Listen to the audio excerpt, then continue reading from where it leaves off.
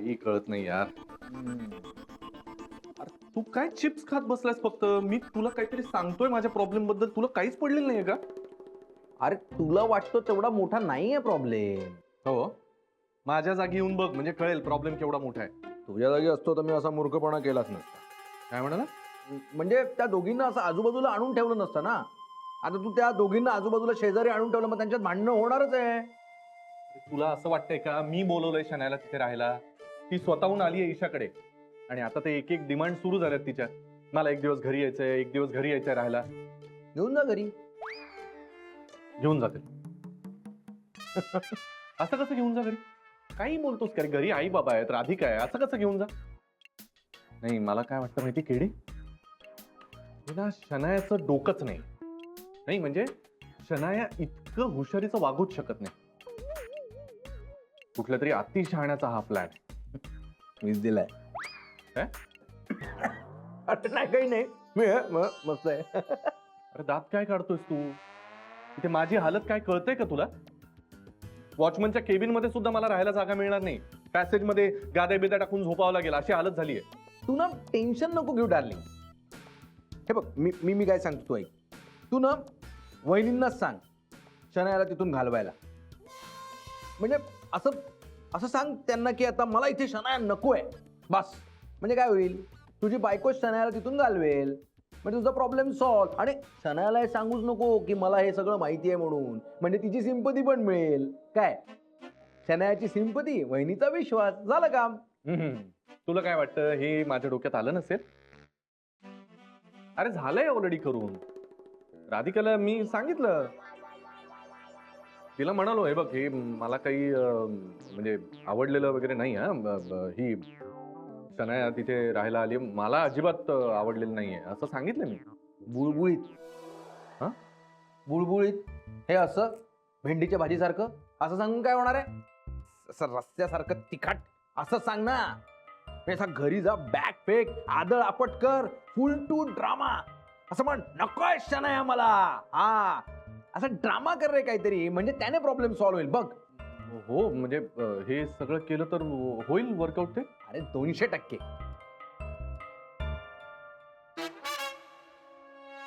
हो रे, ऍक्च्युली असं करायला पाहिजे ना.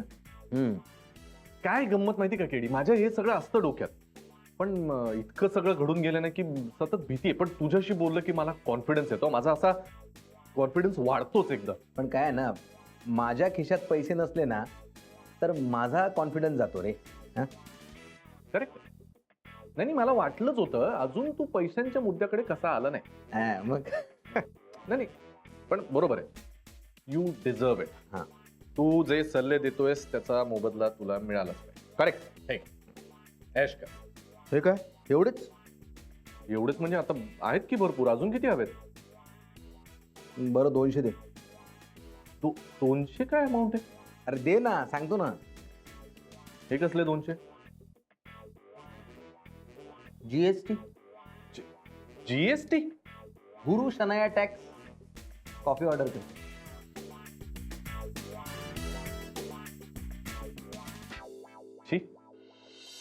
राधिका बाई, का ग एवढा उशीर झाला? ये. मी म्हटलं इतका उशीर तर कधी करत नाही बाई.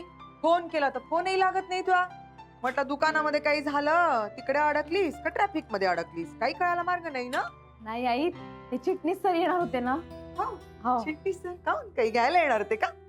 नाही आई, त्यांच्या वकिलाच्या मदतीनं त्या शेजारणीला नोटीस द्यायची होती ना म्हणून. बाई नोटीस? ग कायला? फारच कटकट करून राहिली ना ती. मी तुम्हाला म्हटलं नाही का, ती मला धमकावून गेली ते. आता काय झालं, तिला ते हॉटेल हवं होतं.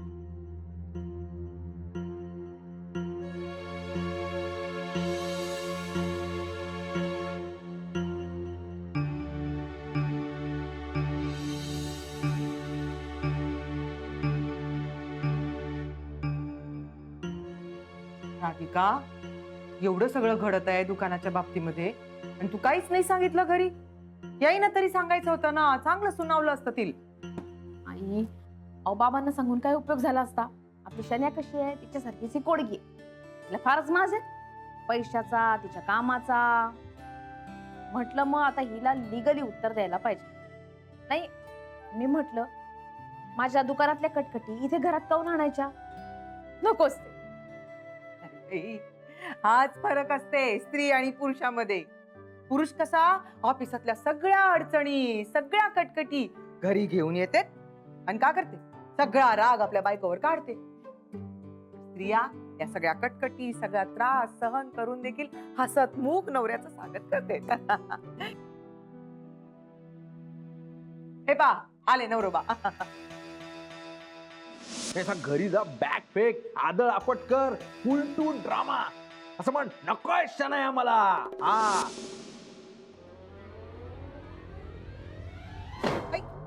कंटाळा आलाय मला आता. काय झालं काय?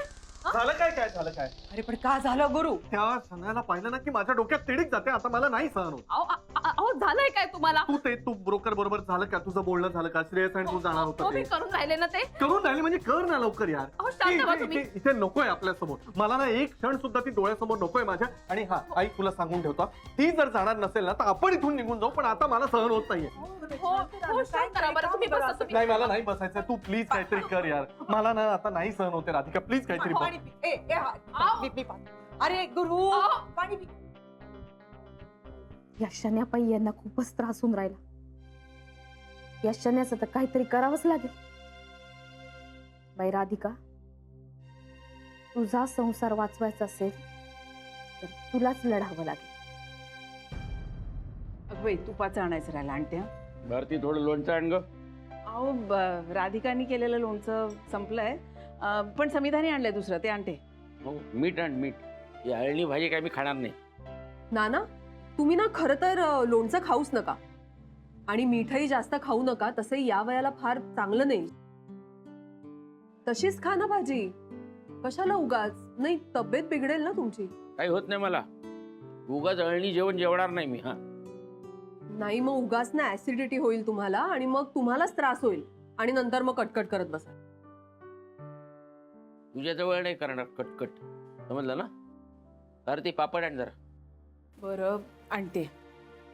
जाऊ दे, काही चांगलं सांगायला गेलं तरी प्रॉब्लेम नाही. त्या राधिकाने सवय लावली ना तिखट मसालेदार चमचमीत खायची. म्हणजे तूच बघ किती वेगवेगळं करायची. आणि तू साधी आमटी येत नाही तुला. पंकज, ऐकतोयस ना? यार तुम्ही सगळे गप्प बसा ना प्लीज. मला सुखाने जेवू तरी द्या. हे बघा, ज्याला जे करायचं त्याने ते करावं, पण प्लीज मला त्रास देऊ नका. आणि तुला काय करायचंय तू तुझ्यापुरतं बघ ना. त्यांनी काय खायचं काय नाही खायचं त्यांचं ते बघून घेतील. आणि तसंही राधिकाताईंनी लावलेलं सवय आहेत, ते एवढे सहजासहजी थोडी जाणार आहेत.